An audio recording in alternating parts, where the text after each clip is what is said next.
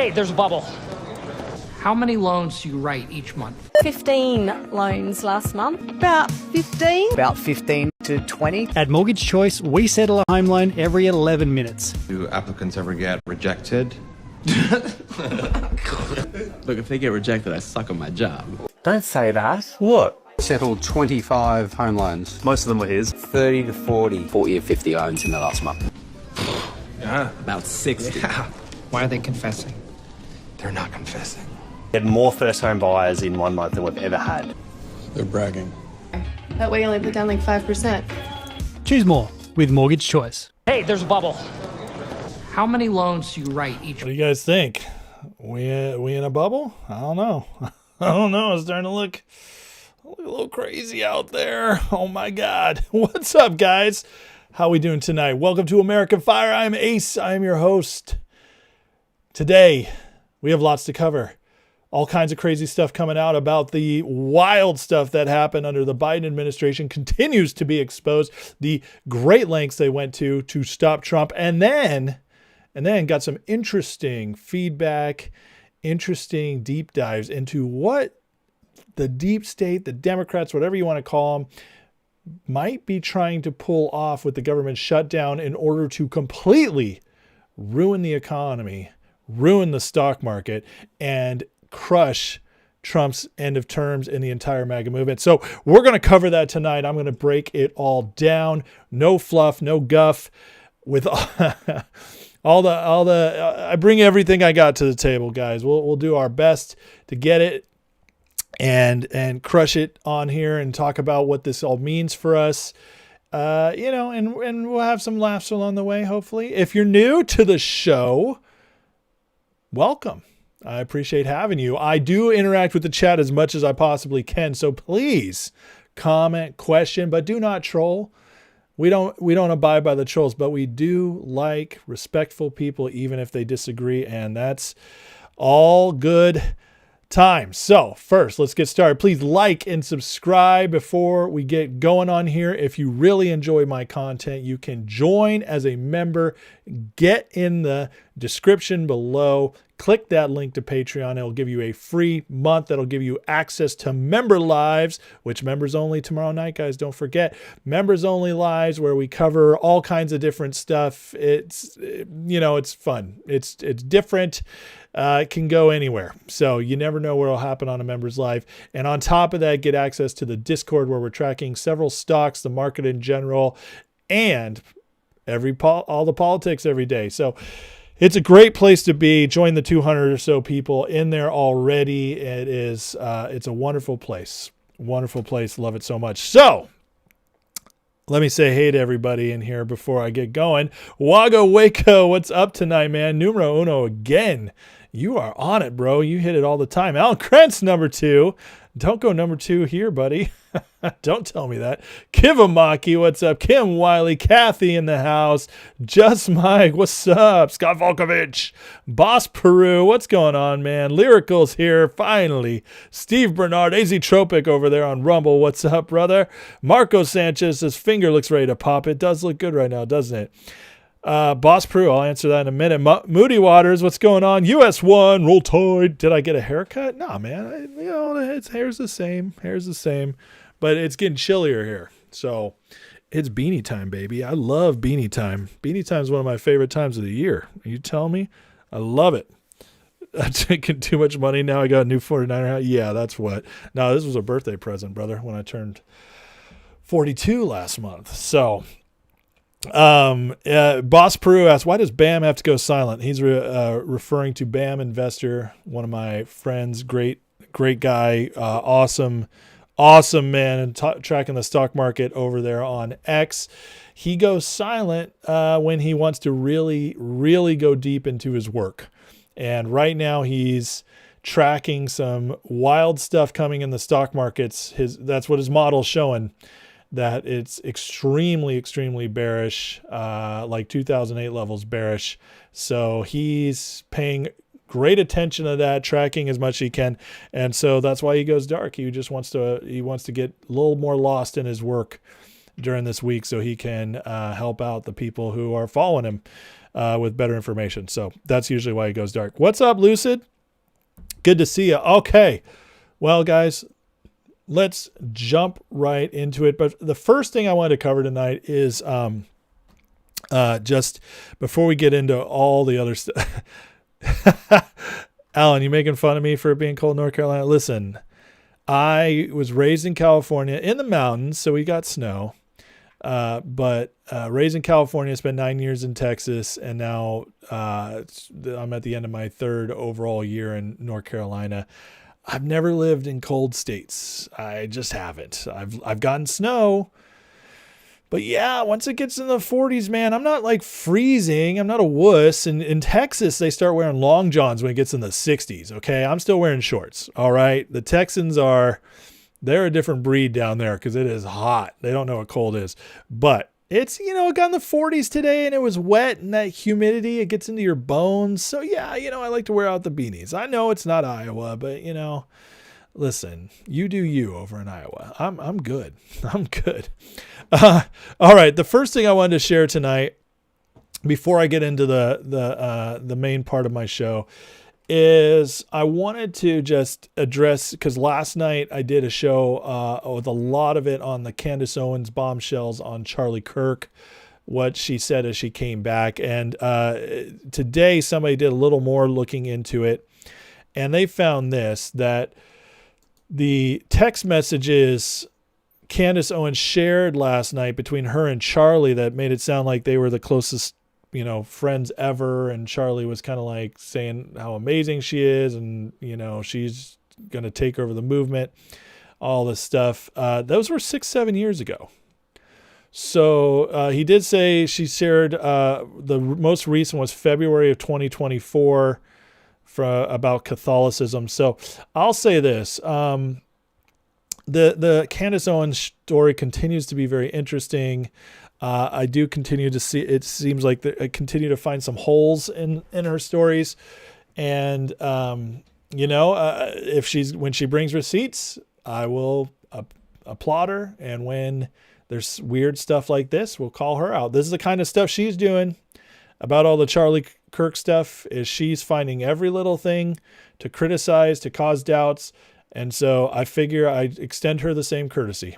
If those texts were 6-7 years old, well, friendships can change a whole lot in that time. So, just saying that it might not quite have been the way she presented it last night, her relationship with Charlie. But having said that, the part about him still kind of predicting his death someday was still very interesting. So I'm going to leave it at that for now. That's all I want to talk about Candace tonight. Mike says 32 years in Minnesota, still don't wear a hat unless it's below zero. Give me a break. Well, you know what, Mike? If you've put up with Minnesota for 32 years, I mean, you're a different breed, my friend. You're used to like 6 months of winter. I'm used to 3 tops and then not that cold. My winter is usually mostly in the 50s and 40s and maybe 3 or 4 weeks under 30. Sorry, listen, I can't help where I live, but I'll throw it back at you. I bet you can't handle the heat.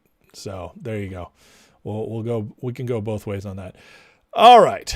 So one of the big stories today that came out was the House Oversight Committee today found that Biden signed so many things, autopen signs, and they are calling for his autopen signings on laws, on pardons, on executive orders to be illegitimate and void. This is huge. Now they're calling in the DOJ, which this is the best way to do it. Trump was already calling this out months ago, but if he unilaterally attacked Biden's autopen without the House to support him, it would be a really bad look. And honestly, the American people probably wouldn't feel the best about that. But now, with the House doing it first and forwarding it towards it, now that's, hey, baby, that's democracy in action. No kings, baby. This is how we do it. We do it democratically. Well, the House just turned that over. things could get really interesting, especially if those pardons are pulled back. That would mean pardons for people like Liz Cheney, pardons for Hunter Biden. Actually, Hunter's the one he actually signed. How funny is that? He was like, "Oh, I'll sign it for my son. Give us some ice cream as I sign this for my son. I got son. This is a pardon." That was a terrible Biden. I can't do it like Dana Carvey. He's the best. But the who else did he pardon that was wild? The preemptive pardons. There were several preemptive pardons for like the Jan 6 committee, which means also Eric Swalwell. I'd love to see him go after. So lots of pardons out there. This could withdraw them. He also commuted the sentence of like 4,000 people. So we might be able to put some crooks back in jail, including some rapists and murderers. So this is a big deal. This would also be a major knock on the Biden legacy going forward. And, with enough coverage as it gets out there, it'll also extremely hurt the Democratic Party again, because they were fully behind it. They were the ones who propped this old man, Alzheimer's boy, up. I mean, they're the ones who pretended he could run another campaign. I mean, it was crazy. And so more exposure coming forward. But, Fauci, Fauci as well. So thanks for reminding me on that one, guys. Yeah, it's just crazy stuff, man. Absolutely crazy. And so that was a big enough story. All right. But we've had some insight on the autopen stuff. Another bombshell dropped tonight, exposing the corruption of the Biden administration. And in my opinion, this one's even bigger. So, House Judiciary Committee. Breaking. New Arctic frost documents reveal even further wide-ranging investigation by Biden's DOJ to take down Trump and his supporters. Highlights. Arctic frost investigators utilized FBI field offices from across the country to conduct its investigation. Arctic frost investigators requested 16,600 to travel to conduct more than 40 interviews. 45 individuals, including Steve Bannon, Scott Perry, Rudolph Giuliani, Jeffrey Clark, John Eastman, and Mark Meadows, potentially under investigation. Another 111 individuals, including Peter Navarro, Dan Scavino, Jeff Rose, and Ed Martin, were also potentially under investigation. And on top of that, TPUSA, Charlie Kirk's name came up as well. They were going after civilians.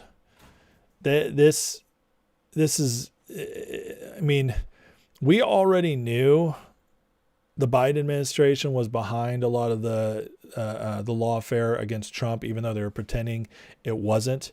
But now we have the proof. This was directly come down from the Biden administration through its DOJ, not from the states, as we were told, like in the Georgia case. And they went after all these people, hundreds of people associated with Trump, from those close to him to those just loosely associated with him at one point. This is a massive, massive scandal. Arctic frost is also the same what's the word I'm looking for? It's also the same operation where they tapped the phones of several GOP senators and were going through their records, requested their cell phone records from AT&T, Verizon, and acquired those records to go through their phone calls. Crazy, crazy stuff. Here's another post that kind of talks about what happened. Released today by the FBI, nearly 200 pages of formally classified FBI documents posted today on the House Judiciary Committee website, proving the state law cases with the fake criminal charges against Trump, Trump lawyers, Trump electors, and supporters were not state-initiated at all. These were proxies by the feds, the Biden feds.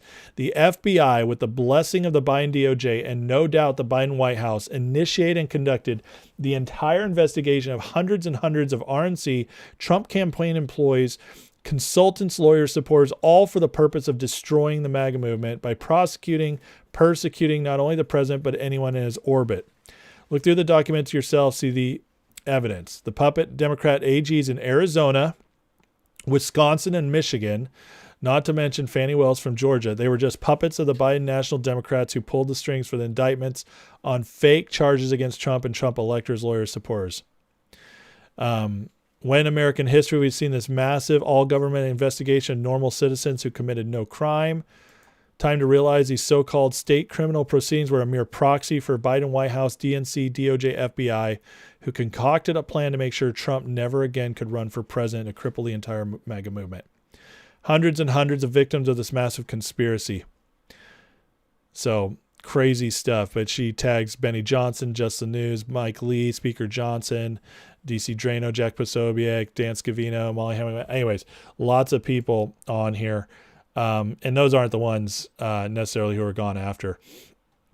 But just getting the word out. But anyways, this is wild, guys. This is absolutely wild. We've never seen anything like this. And they're out there saying that Trump is doing lawfare now with Adam Schiff and going after Comey, Brennan, you name it. Okay.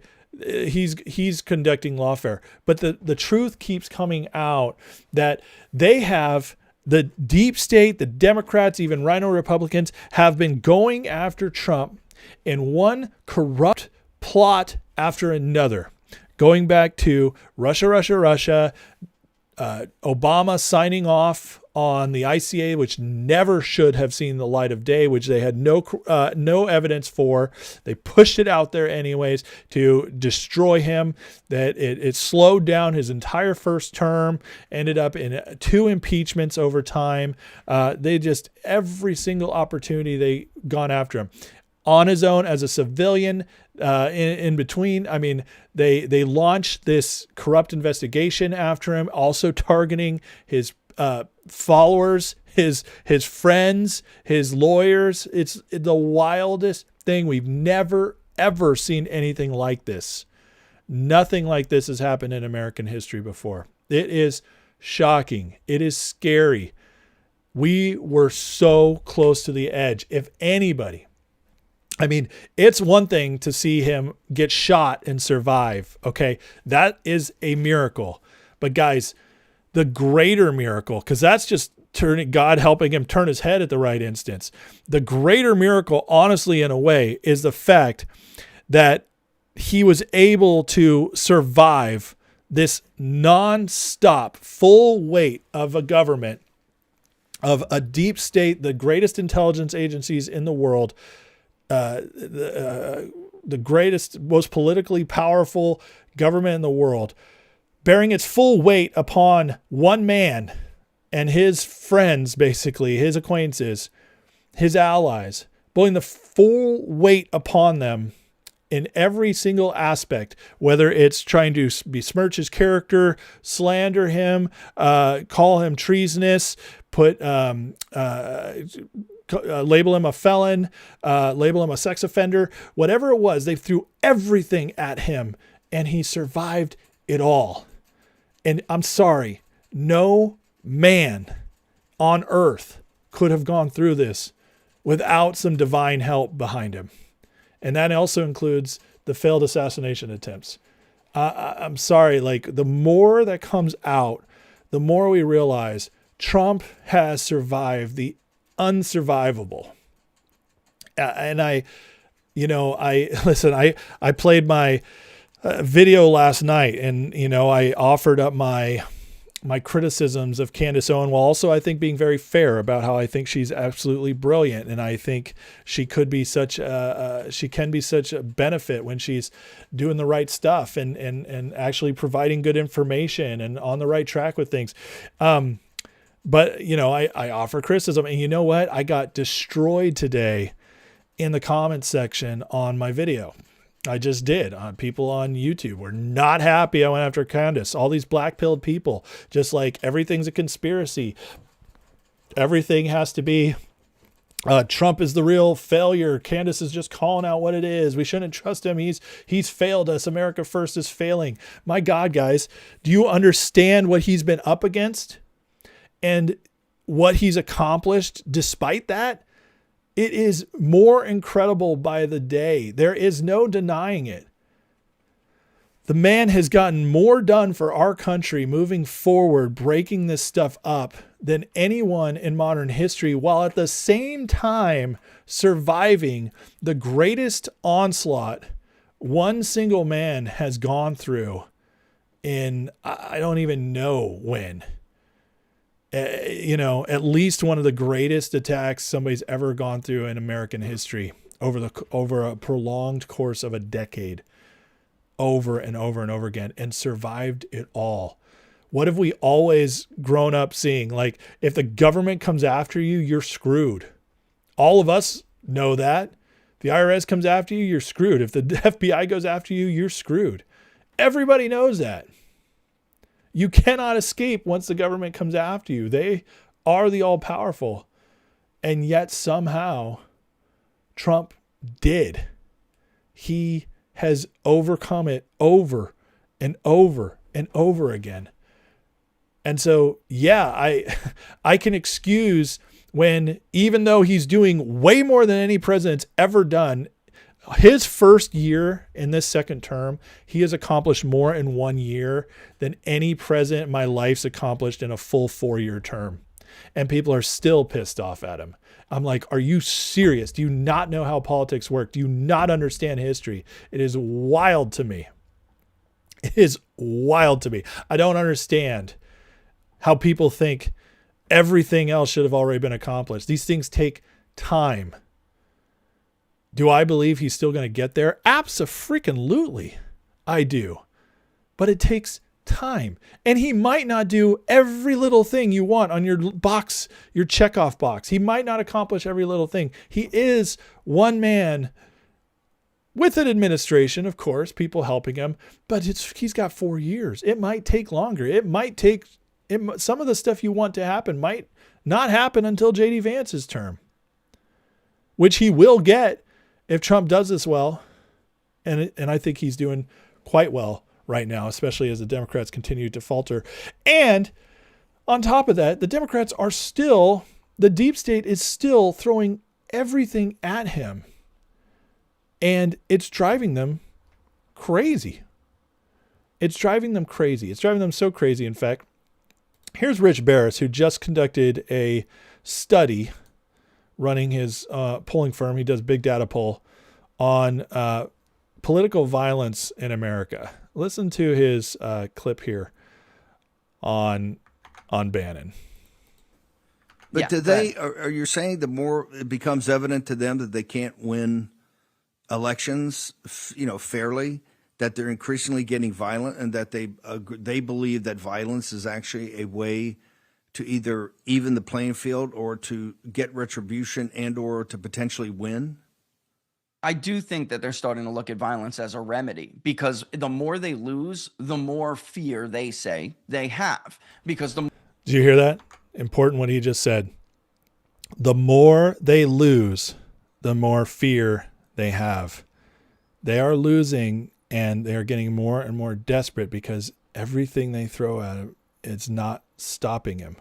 The more they lose, the less power they have in government to exercise, whether it's police state power to protect them from all these perceived threats, or just to advance their agenda. The more they lose, the more dangerous they're actually going to get. So this is a huge problem. Again, I don't know what the answer is, but the more elections people on the right win, the more unsafe they're going to say they are. The more unsafe they are, the more violent they're going to get. That's how they rationalize it, and they think that's okay. So it is mainstream too. This is what the warning I issued online yesterday when we put some of this out, is that this isn't something that's isolated to like a lower educated part of the population or a socioeconomic class. It's everywhere. I mean, you're going to see it, and you're going to find these people in lawyers' offices. You're going to find them on Wall Street. You're going to find them running for office in the state of Virginia.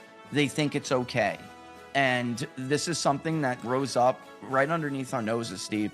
And not enough of us said something about it as it was happening. And now we have a real problem, a big problem. Well, this is why the GOP was just was too soft to fight back on this. All right, so they are losing. They're getting more desperate. Now, I will say I have more hope than Barris. And you know what? They do their thing. That's okay. We can have disagreements. I'm much more hopeful because I believe the moderates we're starting to peel some of them off. They're seeing more and more how crazy the Democrats get. As more exposure happens, more people wake up. And the more people wake up, the stronger the MAGA movement, the populist right get. That is, we've already proven that. That happened in the last election. Trump won several million more votes than in his previous elections and won the popular vote over Kamala, all 7 swing states. Massive win. We only did that by overwhelming the voting boxes because they cheated. They did. And they still couldn't pull it off. In fact, the telling is that Kamala Harris was so shocked she lost, she kind of went crazy that night. She freaked out. She couldn't believe it because they thought they had it in the bag. Of course they did. But again, they failed as Americans are waking up. So what I do agree with Barris, though, is that the upper people are fomenting more and more violence because they're getting scared and they're running out of ideas. And the more and more they run out of ideas, the crazier they will get. And they will use the people on the side, the far lefties and the weak-minded, to be as nice as I can, or the stupid, let's just call it what it is. They'll use them to try to get the more violence in the streets, and they will encourage it. So it will get worse in pockets for a time, but I think Trump's prepared for that. However, we can't ignore where they're getting to.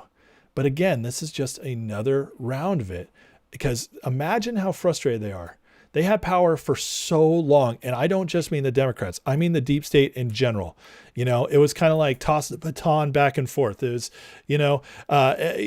going back to, let's say Reagan. Reagan was not fully deep state. He was not fully uniparty. He was not able to fully break away. He gave in to them way too much. He wasn't successful, but it's why they shot him.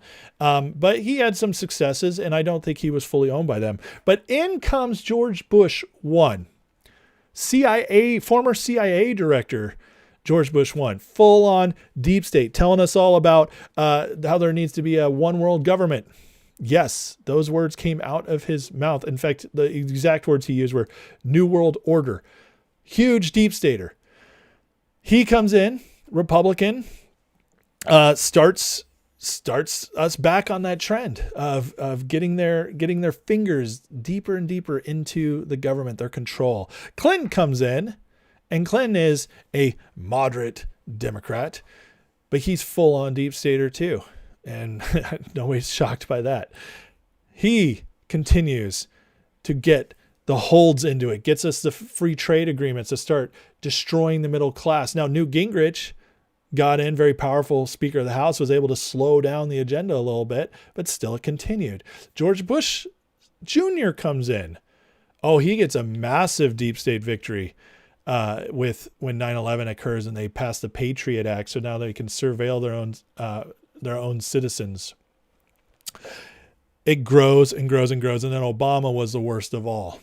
But you see, it went back and forth, Republican, Democrat, all deep staters. And then Trump comes and breaks it. But he's the first successful one as well. It's why they fear him so much. Because with Reagan, they shot him, they almost killed him. They were able to tame him a little bit. JFK, they killed. They never dealt with this before. Nixon, he tried. They got him out on a scandal. You couldn't cross the government and win, guys. You just couldn't do it until Trump came along. And now they've thrown everything at him, and yet he continues to win. We've never seen this before. This has never happened. Not in modern times. We've never seen those embedded, the political power structure embedded, running our country from the shadow cabal. We've never seen them consistently lose. And they have all their plots foiled, all their conspiracies getting exposed, all their attempts to lock him up, to kill him, failure one after another. And the agenda keeps moving forward. But they're not done. They are getting weaker by the day. They are losing their holds all over, but they're not done yet. And they're continuing to psyop their own people. Look at this. This is crazy. The left, pride in being an American by political party. Dating back to 2000. So in 2000, 9/11, everybody was in the 80s, even the Democrats, 84. Republicans, 90. Republicans are 92% today. Independents are down to 53%. Democrats down to 36%, calling themselves proud to be an American. That's how they've been holding any power at all. They've convinced a significant group of people, millions of people, that their government, or not the government, their country is not worth fighting for, and just give me what's mine, give me. And that's why we have 43 million people on SNAP benefits. Those are Democrat voters. You know, since 2000 till now, in 2008 actually, it was 17 million on SNAP benefits. That's still a lot. Then they used a great financial crisis, got it up into the 30s, got it up to 40. Trump got it back down to almost 35 in 2019. Then they used COVID. And now we got 42 million on food stamps. And most of them are lifers. They are logged on that program for good. They've destroyed an entire class of people by bribing them, by telling them the world's against them, your country hates you, and we're just going to give you stuff, drug you with junk food, booze, because you got your free cash could go to alcohol. These people get actual welfare cash. There was a post today on TikTok where the woman's like, you know, that's my money for my hair, my nails, my alcohol. And she's like, and she was mad, man. She's spitting fire about all this benefits she's not getting.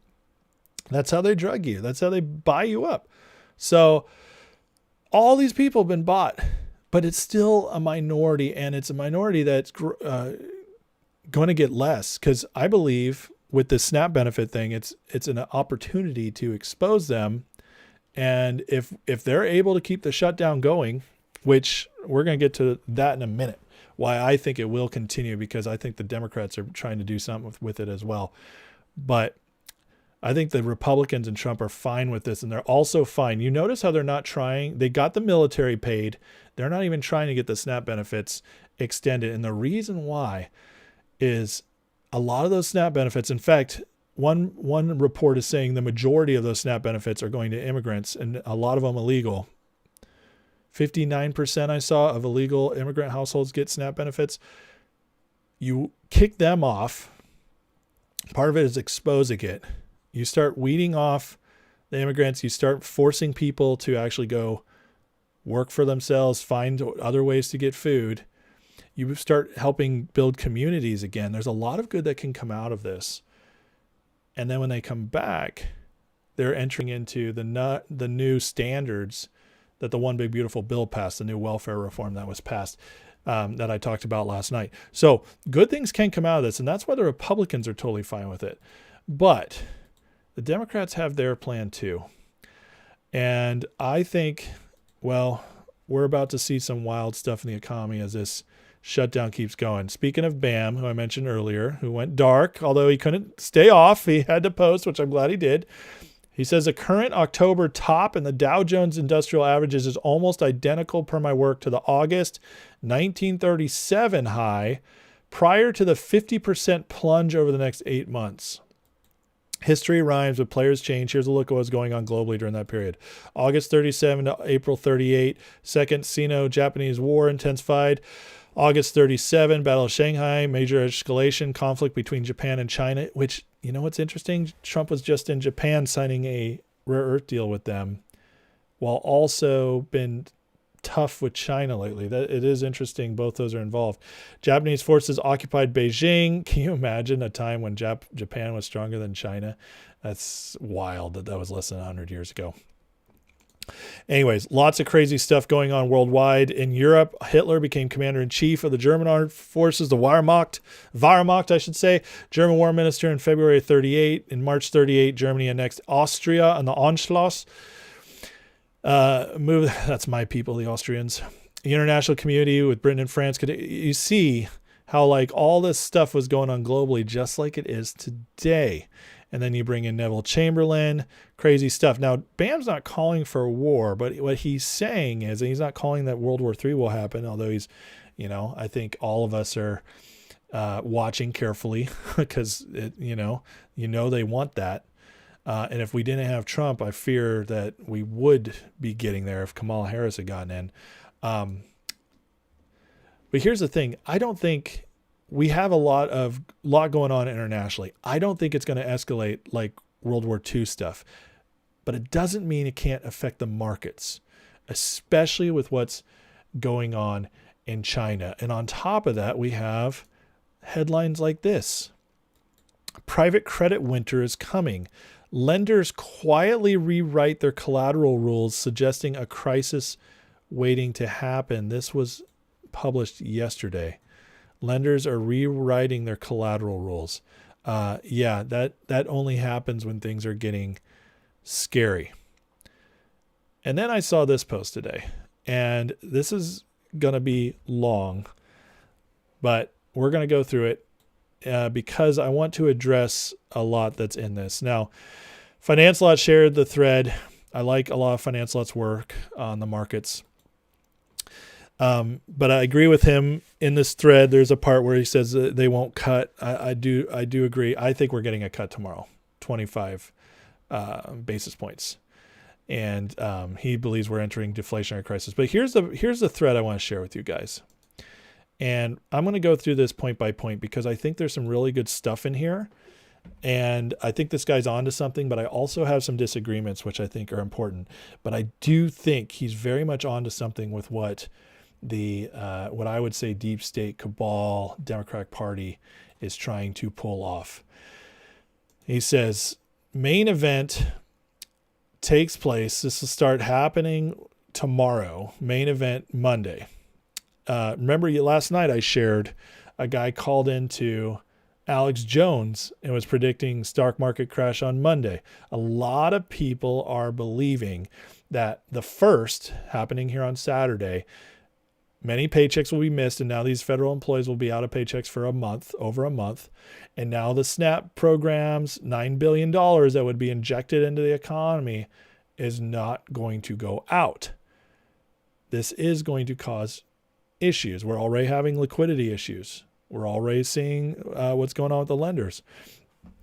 And yeah, as Alan writes, Israel did attack Gaza today. After something happened there, I can't remember exactly what the details were, but Israel attacked. Now, they're both saying this hasn't violated the ceasefire yet. They're calling it a skirmish. But if Israel persists, it'll break the ceasefire. And, that could also introduce some of the volatility that Bam was talking about.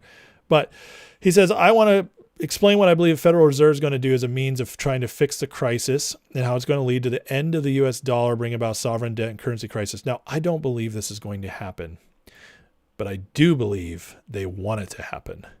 And that's an important distinction because some of the stuff in this thread may very well be happening, and it's very good analysis. We can just disagree on where it's going to end up. He says this crisis will be the main focal point issue the Democratic Party is going to run on in the midterms, undermining the Republican Party, Donald Trump's populism, using it to try to usher in communism via World Economic Forum, BlackRock policy and vision. Listen,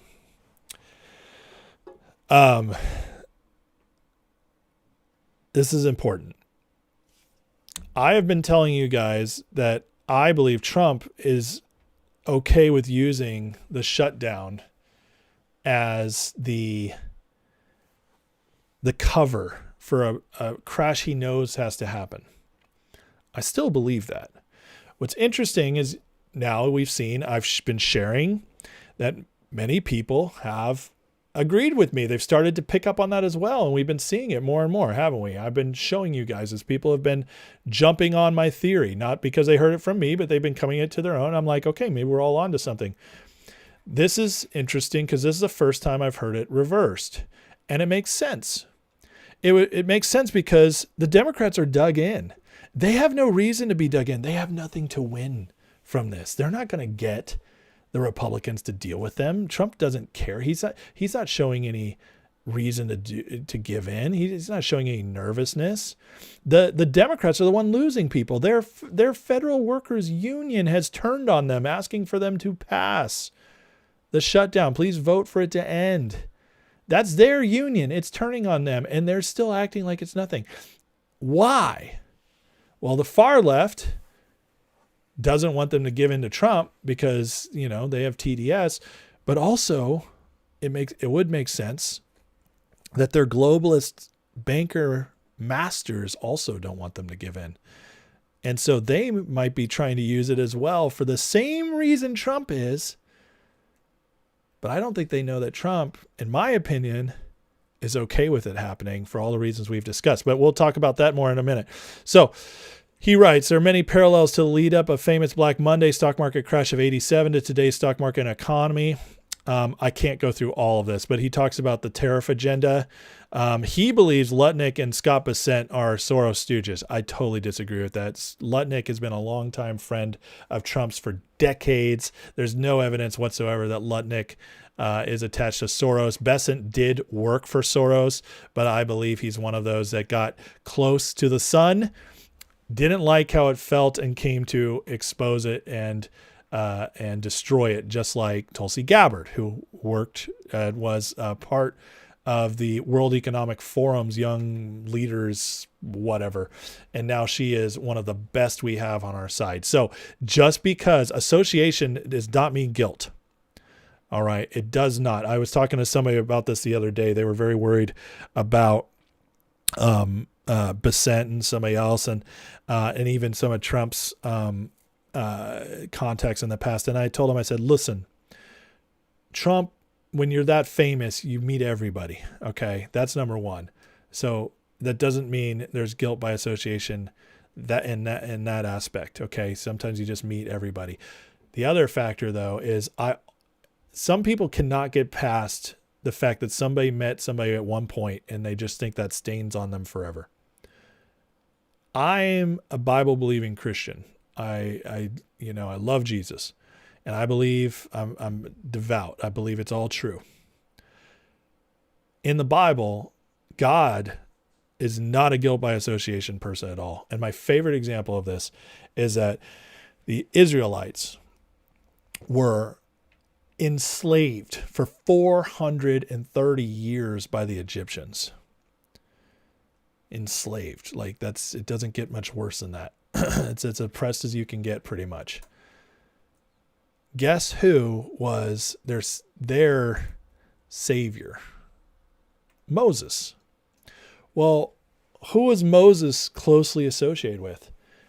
He was Pharaoh's adopted son, lived in Egypt 40 years as a prince of Egypt. You don't get more closely associated than that. And yet, God used him to free his people from that corrupt, horrible empire. They're enslavers. They used one of them to turn against him. God loves doing that. And so guilt by association to me is not a thing. Now, it's always worth looking into. Don't get me wrong. But again, show me what you're going to do. So I'm not worried about Trump, Bessent, or Lutnick. But he talks about how the tariffs, with the strain it put on, which very different circumstances when the tariffs were used then versus now. Remember, before 1913, tariffs were our main source of revenue. Trump is completely right about that. But what he's right here is that these tariffs were used and they did hurt the economy, but it's not the whole picture. There's a lot more going on there. You know what also really hurt the economy right back then? leverage and speculation in the markets. And nobody ever talks about that. They don't talk about that. They don't also talk about the fact that the Dust Bowl came and hurt agriculture. So there's a lot going on here.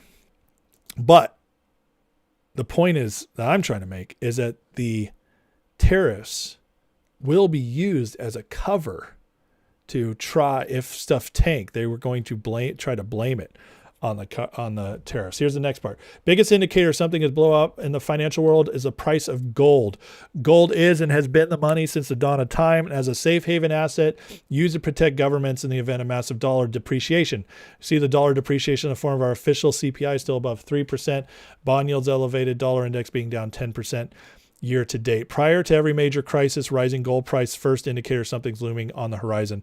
Gold has been up 60% year to date. That, my friends, is wild.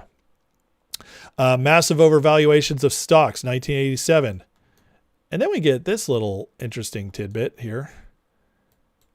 Andrew Ross Sorkin, CNBC's beloved guy, wrote his book, 1929 Inside the Greatest Crash in Wall Street History, and it just was released this year. Yeah. Sorkin is totally owned. Okay. He is deep in the mainstream media. He's a total asset for them on the Wall Street side of things.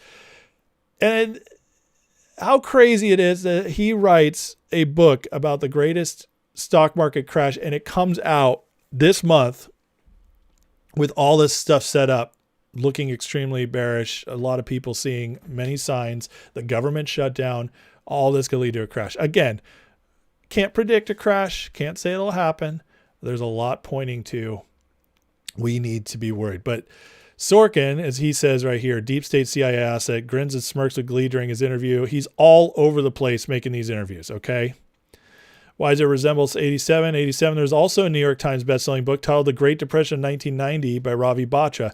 Raised deep concerns of the 87 market being eerily similar to that of 29. What's the entire sole purpose of Sorkin's book? Instill fear, doubt, and emotional baggage as a way of greasing the skids. Is it possible? Absolutely, it's possible. Remember, these people believe that they have to tell you what they're going to do before they do it. They believe that's what saves them from their great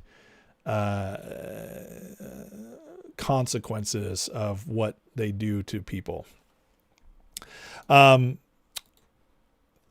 Along with the 87 stock market crash, introduction of computerized systems, we have AI right now, AI bubble, and several layoffs as because of it. In fact, between Amazon, UPS, a couple other companies, there were 64,000 layoffs. 64,000 layoffs announced today. Pretty crazy. Major institutions, respected heads of Wall Street, coming out in unison, raising the alarms about the stock market and U.S. economy. Credit downgrades on the U.S. debt just happened to AA minus. Jamie Dimon warning of a 30% sell-off. These are a lot of similarities. AWS, that was the Amazon server shutdown last week. Happened on Monday, in my opinion, is a beta test of the coming glitch that will take place on these apps. Maybe, maybe not. I'm going through this fast, guys, because it's long. As for the state of the U.S. economy, struggling. Record high credit card debt, record high auto loan delinquencies, record high bankruptcies, record high food prices. That's not 100% true, but it is certainly true in some instances. Record high energy costs, true with electricity, not with gas. Again, like I said, there's some things I think he's a little hyperbolic on, but still. Bitcoin's been selling off. And he goes into this whole conspiracy theory of that he thinks the Trumps are being set up on the whole Bitcoin asset thing. That part's not important. Anyways, he believes that there won't be a rate cut tomorrow. There will be. But here we go. So this all has to do with the shutdown of the U.S. government by the grimy scum Democratic Party. They purposely did this as a means of delaying the economic data, which is true. We have not been getting the economic data, as well as critical government funding for infrastructure, FAA, and SNAP.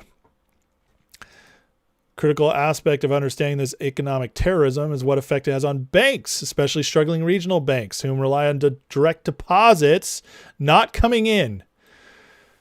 I read a post today of a business owner who works with millions of dollars, and he was saying that his checks are taking up to 10 days to clear right now. Usually would have been cleared in a day, 2 most. 10 days. That's a liquidity issue. The banks aren't going to get money that they rely on from millions of federal employees where they can move that money around. Liquidity crisis. And then that money is not being put back into the system either, the economy. They are trying to forcefully generate a liquidity crisis, and the banks force even more bankruptcies, further putting massive selling pressure on stocks as we head into the crash. I'll go into detail about this later. First, let's focus on the economic data and why only the CPI data was released. The reason why it was released because it was meant to herd retail investors believing the Fed will be cutting rates on Wednesday. I don't agree with him on the Fed part, but he thinks he's going to pause it. But let's get down to here. Turning back on domestic front, very important. You have the expiration of SNAP to come on Saturday, November 1st. There are already pre-programmed messages of violence, looting, and stealing amongst general and degenerate public. And with 40 million Americans using that welfare program, you have a highly likelihood of some sort of BLM-inspired fun and orchestrated attack, which I do think will be somewhat offset by the National Guards. But we'll see if there's direct calls of violence. So anyways, again, like I told you, some of his stuff really good. I don't agree with 100% of it, but I will say this. I do agree with his premise that the Democrats are trying to use this just as I believe Trump's okay with using it. And Trump has a plan. I disagree with him that it'll be successful because he goes on to say that he believes this will cause, the Democrats will use this, especially blaming the tariffs on Trump, that they'll use it to destroy his presidency and usher in a new wave of Democrats coming in the midterms that they so go on to win the presidency, and America goes up in a heaping ball of fire, communism fire, when we get President Governor Newsom. I don't see any of that happening. I really don't. And Alex Jones calling for this as well. They think it'll tank the stock market. Democrats have said that's what they want. If they screw this recovery, there's a good chance we have full-scale, deep, long depression. The Great Reset will be back to what they want. So Alex Jones is parroting the same idea. Again, I disagree. Let me show you one of the reasons why. Where is it? Well, here's something interesting.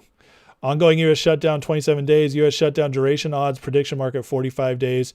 Number of days left before the odds of liquidity crisis in the banking system is triggered, 8 days. So next week, that could get really interesting. Peter St. Ong, he's gleeful about it. And so some economists are kind of seeing what I think, which is it'll actually turn out better. He says the shutdown could in theory last to 2027. There's no way. But it doesn't have a debt ceiling to scare the financial markets. So this plan could backfire even on the market side. I just wanted to present that as another way of looking at it. But here's what I wanted to show you. I think Trump is very much prepared for this. Here's Charlie Payne on Jesse Waters tonight. And I want you to hear what Payne thinks Trump is just pulled off over in Asia. The trip's not over yet.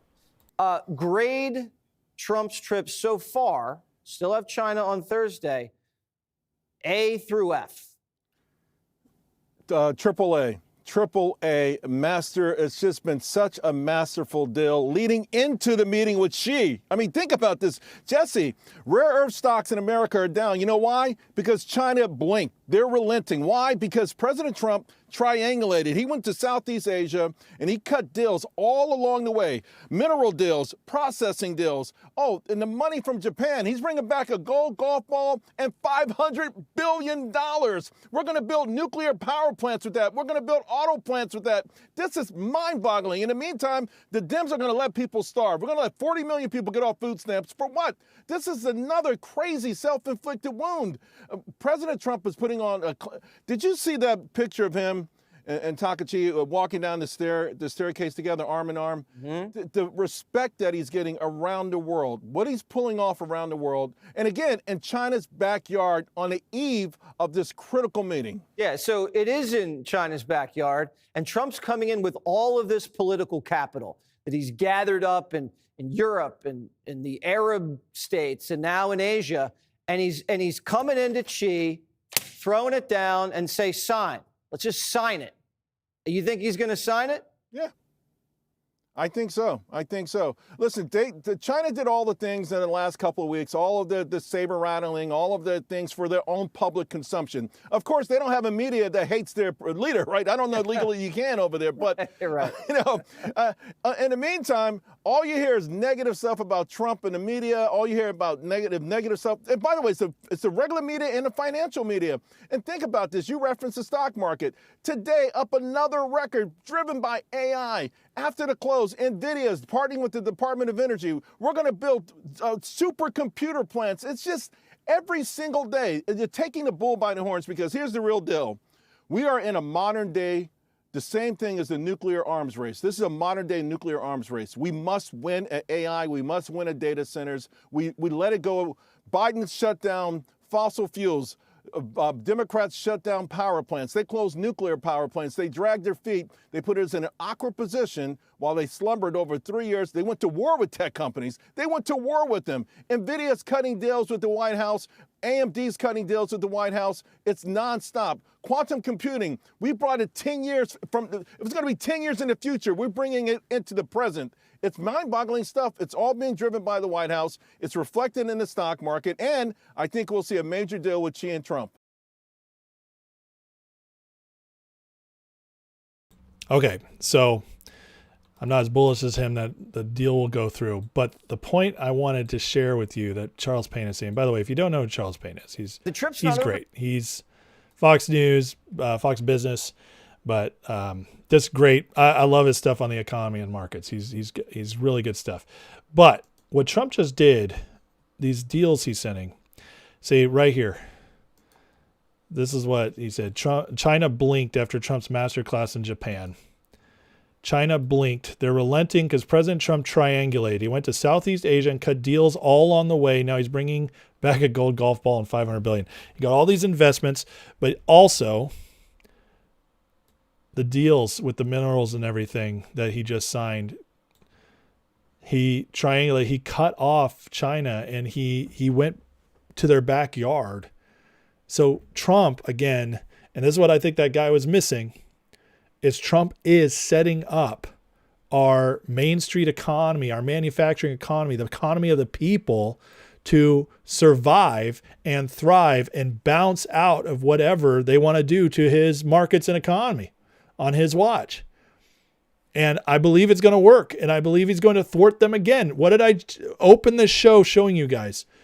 All the stuff that's come out about how they've tried to stop him for the last 8 years. We've talked about it, but more stuff keeps coming out, how they just went after him over and over and over again, and it all failed. I don't know about you guys, but after everything I've seen, I'm betting on Trump. I'm betting on Trump. And the next thing is, if they do want this to happen, the Democrats in their desperation, they have to win the messaging battle. Well, if you're going to win the messaging battle, you should already be winning it. And unfortunately, they're not. Here's my favorite New York Jew. Here's Harry Hinton breaking it down, what's going on with the shutdown and how it's affecting the polls. Tell us, Harry, what you got going on? Starting with Republicans, how has the shutdown seemed to have affected their political standing? Yeah, you might think, given that the Republicans are in charge of both the House and the Senate, that a government shutdown might actually hurt the Republican brand. But in fact, it hasn't. If anything, it's been helped a little bit. Take a look here, the shift in net popularity versus pre-shutdown.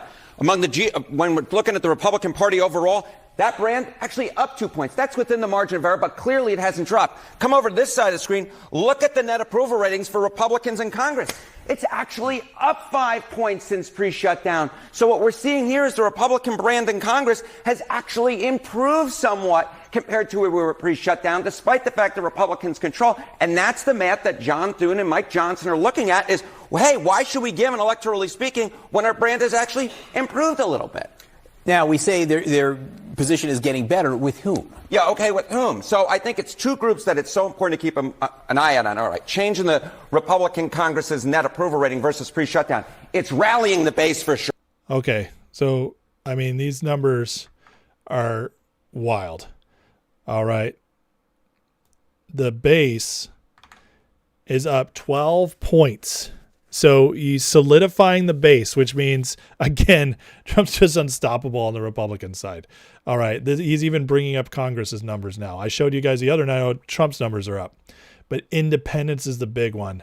That's what decides elections. That's what decides midterms. Up 8 points, the GOP favorability. Guys, they can't win if this continues. The people are with them.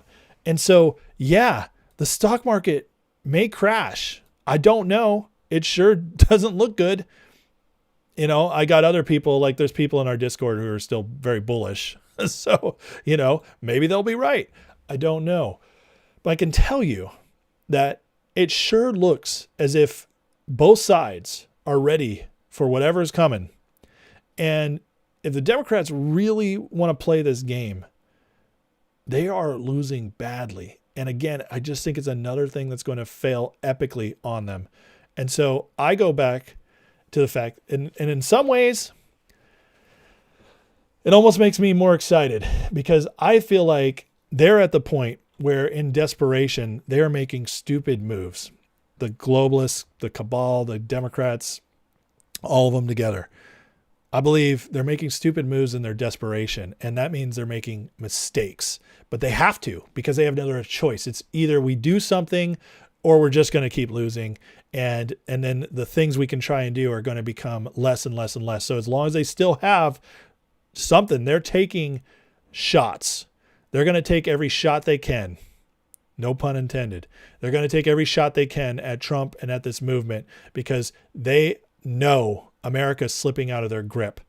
Trump knows what he's got to do. And there's a reason the man is working so incredibly hard while he's traveling the world and securing all these deals. There's a reason why he is making sure we're shored up, that there's peace deals so we don't get dragged into war. He's making sure that there's trade deals so we're linked up with these countries in healthy ways, that we're not as reliant on China. He's doing all the work because we have to go through something one way or the other. We do. There's no escaping it. I'm sorry, we just cannot fix our economy fully until we've weeded out all the bad, and that's going to take a little bit of pain. Remember at the beginning of the year, Bessent and Trump both saying, well, there might be a little bit of pain, you know, but people know that if we get through it, it's going to be so much better. It's going to be grand. It's going to be amazing. It's going to be a golden age. It's going to be the greatest economy you've ever seen. But yeah, it might be a little hard first. It might be a little tough. It might be a little, you know, you might not get your snap for a little bit, but it'll be all right. Listen, what the enemy plans for evil, the Lord can use for good. That, since Trump has come on the political scene in 2015, that you could write that on Trump's gravestone for the last 10 years of his life and continuing forward. What the enemy means for evil, the Lord uses for good. Over and over and over again. Tried to take him out in the first term with Russia, everything. Broke the media once it was all exposed. The media broken more than ever before because they put this huge story, all fell apart. They lost trust. Try to destroy him in the years in between presidencies. With lawfare, what's it do? Makes him more popular than ever. He gets that awesome mug shot. The people can see how disgusting it is that they're going after him, making up crimes, changing laws to try to get him. Becomes more popular than ever. Try to kill him, shoot him in the ear, miss. He gives us one of the greatest moments in American history of bravery, inspiring, one of the greatest photos ever. Fight, fight, fight. We see that Trump is a man's man, even under the greatest, scariest moment of his life. He responds to it like very few will. Everything they use for evil turns out for good because Trump is God's favored. And I'm sorry, if you want to go against him, good luck. It'll never work, because as long as he's doing what he's been chosen to do, they will not be able to stop him. I've seen it from the day I had God talk to me in my secret place. I wrote it down in my journal in 2016. Trump will be president, usher in a golden age. Since the moment God told me that till now, I've never seen somebody go through what he's gone through and continue to win like never before. This is a man on a mission. And honestly, I believe it's a mission from God. I believe it's an answer to prayer for decades of people in this country praying that God would send us a miracle to get our country back on track. And it's here, guys. It's here. They're not going to stop him. Their plans are going to fail. And this is why I can't blackpill, because they've already tried everything. And yeah, they'll try more, but they're weaker than they've been before. So I'm not worried. And meanwhile, while all this is going on economically, and it's already backfiring on him, Trump's getting more done. ICE leadership overhaul to ramp up deportations. 12 ICE chiefs from across the country reassigned. Replacements will be handpicked by Greg Bovino. And Homan and Stephen Miller met today to ramp up deportations. Guys, that the kind of what wealth that'll bring in is going to be amazing. And then look at this. One of the slimiest dudes in the world has now backtracked. You can't tell me Trump's not getting stuff done behind the scenes. One of the main people behind this gross globalist depopulation, de-wealth agenda in the West, Bill Gates, is now out saying that climate change will not lead to humanity's demise. Climate change, no big deal, from Bill freaking Gates in the New York Times. You kidding me? Somebody's gotten to him. Somebody on the good side's gotten to him, because this doesn't happen otherwise. You think maybe those Epstein files are being used for more than they're letting on? I think so. We're winning. This is huge. We are winning hard. All right. I went long tonight without addressing the chat. I'm very sorry, guys. Had a lot to get into. So I'm going to visit the chat, answer questions, and respond to comments. But let me back up a little bit here. Moody's in the house. Okay. Actually, I'm going to work my way back. Okay, Alan, great question. All right, biblical question. I like this. He says, I know this is off subject, but thoughts on the book of Enoch? Okay, great question. Great question, Alan. The book of Enoch, very interesting. There's actually 3 books of Enoch, Enoch 1, 2, and 3. The first book, I believe, is legitimate. Now, I'm not saying it was written by Enoch, but it is referenced in the book of Jude in the Bible, which is canon. So if Jude thought it was good enough to quote, it means there must be something really good to it. Now, the reason the book of Enoch is not canon in the Bible is because they could never identify the author. If they don't know who the author is, then they do not write it. And what's known for sure is that the book of Enoch was not written by Enoch. However, it was passed down over time. So in the oral tradition, they would speak it to each other. And so finally somebody wrote it down in about 100 BC. I think the Dead Sea Scrolls had the Book of Enoch 1 in like 95 BC. They dated it. So yeah, I think the Book of Enoch, the first one is legit. And then Enoch books 2 and 3, not as much. I wouldn't pay much attention to those. There's a lot less, they get a little more off subject and off, they don't line up with biblical accounts as well, but Enoch 1 is fine. I see nothing wrong with Enoch 1. I don't treat it as gospel because it's not canon. And unlike some people who believe the Bible was incorrectly put together, I know the history of the Bible, how it was put together, and I disagree with them. I think they did a great job putting the Bible together. Yeah, so Book of Enoch 1, though, I think there's a lot of good wisdom in there. And if Jude thought it was good enough to quote it in the Bible, it's good enough to read and glean from.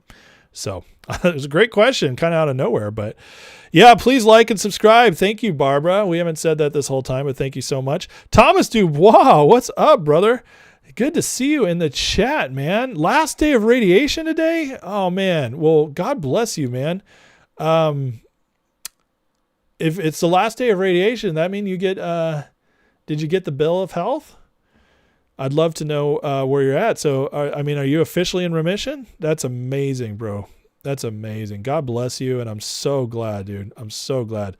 I know when it came back, you were so scared. And so that's awesome. And, man, you've now gotten twice now. You've gotten through it. God, you're a fighter, bro. And I'm so just amazed by you. And I'm so glad to see just prayer works. That's amazing. Let's see here.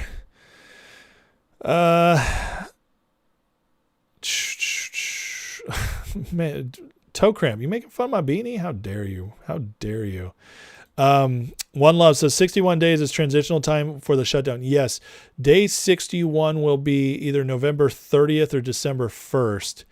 If we make it there, then automatically they can cut all the discretionary non-essential workers and programs. So they can cut a ton if we get to day 61. So let's hope we make it. Let's see here. 1812 Bible speaks about Jesus' grandfather. What was that reference to, One Love? I don't know why you brought that up. I'm sorry. It was a while ago. Let's see here. Moody, 30 months of membership, 2.5 years. That's amazing. Thank you for the support over all those years. All you guys, thank you for the support. You guys have been amazing.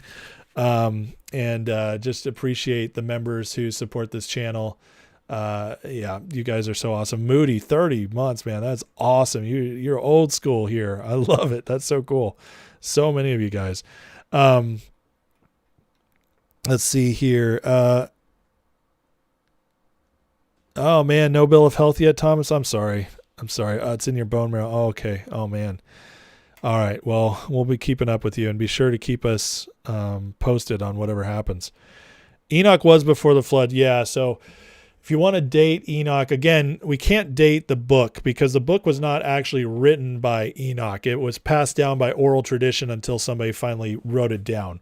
It is believed, though, that the oral tradition of that book was passed down starting with Enoch. Enoch was before the flood. Enoch is there's only 2 people in the Bible who never died.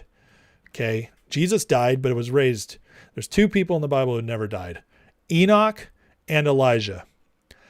Enoch, it says he walked with God to the end of his days, and then he just basically was taken up to God to be with him. He never died. He just was taken up. So Enoch is, there's not much about him, but he lived to be old, and then he just was taken by the Lord.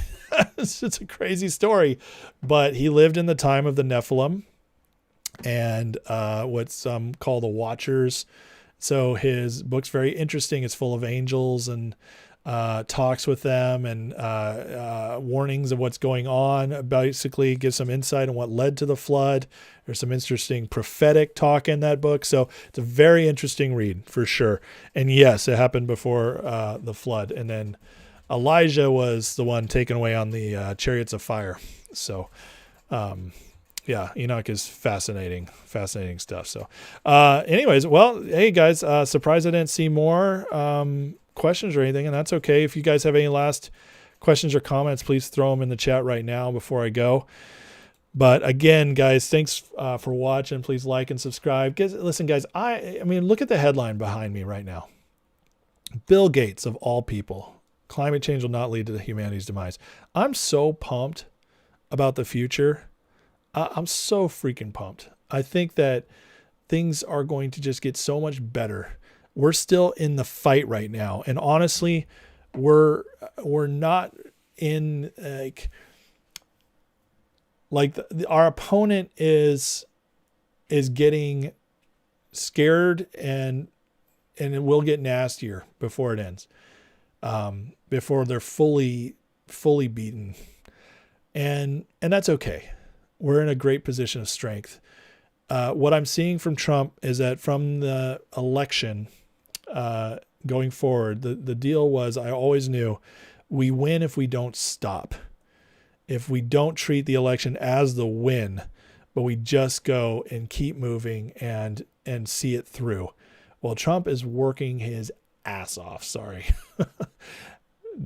I just got to be bold and go with it. I don't usually like to curse, but he is, and he is nonstop, just getting his hands in everything he possibly can. And I see an administration that is laser focused. It's everything I want to see. So they need continued prayer because they're going to get tired and weary at times. But they're going to face opposition, but we're in the driver's seat. We're in the driver's seat, and I believe it will be seen through. I really do. I'm very, very excited. He's one of the witnesses. I don't think he's one of the witnesses technically. I haven't read the book in a long time, so I don't really remember that much. Sorry, Alan. It's just really interesting. I remember that. I don't know what's going on with William in Reeltown. He's been going on about it. I haven't really been following too much, but Alan says, Dems are like a trapped animal, most dangerous. Keep your guard up. Exactly. But just like a trapped animal, even though they're the most vicious, don't forget they're still trapped. And just like with a trapped animal, as long as you're smart with them, you got them. And that's how I see what's going on with the Democrats and the globalists and what Trump's doing with the America First movement is we have them right where we want them. And yes, they're vicious. They're trapped. They're angry. They're scared. They will do whatever they can, but they can only win if we give them the opportunity, just like a caged animal. A caged animal can only attack if it's given the right opportunity. So that's where we're at. And so we don't give them the opportunity, we win. So anyways, love you guys. Let's like, subscribe, please, and then let's say a prayer before we head out. So Heavenly Father, thank you for today. God bless everything Trump's doing. God, whatever's coming in our economy and markets, I don't know what it's going to be. Although I think I have an idea, but I could be wrong. But whatever it is, Lord, I just pray that God, you protect everybody watching this video. You protect Americans, Lord. You see us through it. You let our leadership lead in the right way, and God, do whatever they need to if things get really tough for a bit, that you give them wisdom to clean things up, and so that we can rebuild a better economy than we've ever known. I pray for prosperity back in our nation, justice back in our nation, protection and wisdom for Trump and his team. And God, just for everybody here, that you'd bless them. Bless Thomas Dubois. I pray for, Lord, that he gets the full miracle of full health, God, that all the cancer in his body, God, would be found out and destroyed, and that, Lord, you just guide the doctors as they help him and guide him in whatever he needs to do, Lord, and then just bless his body with strength to heal. And Lord, everybody else who needs healing, I pray for them, Lord. I bless their bodies. Pray for anybody who needs just miracle, God, finances, relationships, whatever it is. Be with them and bless them. And God, God, give us all the peace that passes understanding, God, that knows that no matter what, God, it will always work out in the end. In Jesus' name, amen. All right. Love you guys. Have a great night, and I will see members only tomorrow. I'm still debating what I'm going to talk about, but it'll be